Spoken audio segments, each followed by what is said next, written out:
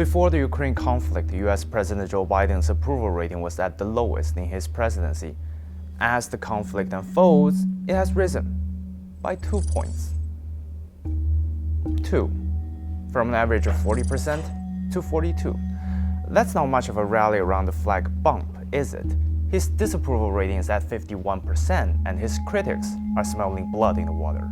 This all happened because of us. This happened from the way Biden left Afghanistan. This happened when Biden waived Nord Stream 2. This happened by falling all over himself to get in the Iran deal. Every enemy of America took the measure of the man in the Oval Office, and they determined, unfortunately, that the president was weak and feckless and ineffective, and that's a big part of the reason Russia invaded Ukraine. How we got here is when they watched Afghanistan and they watched the most incompetent withdrawal in the history of probably any army, let alone just us.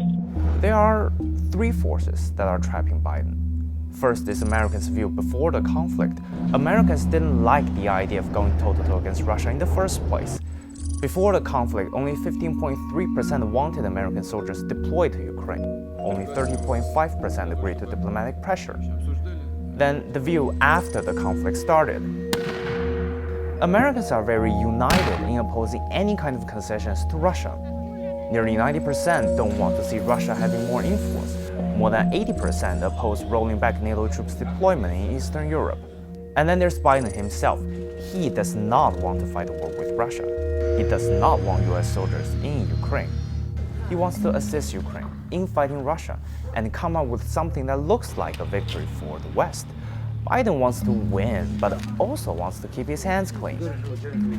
From the bottom of their hearts, Americans don't want to be in the Ukraine conflict, but they want a strong showing of Americans standing against Russia. Biden can back down, and he's reluctant to go all out and commit military force. Biden is trapped, and the cost is very high.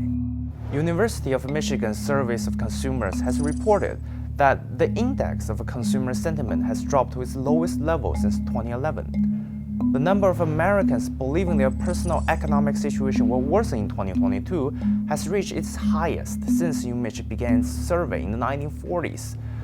The surging gas prices as the result of the conflict, pile on the runaway inflations, are hurting Americans themselves.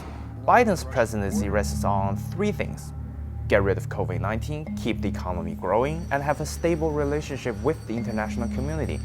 Instead, he failed at the pandemic, is going to have a very tough time with the economy, and America's relationship with the international community is anything but stable. The future just isn't particularly bright for him.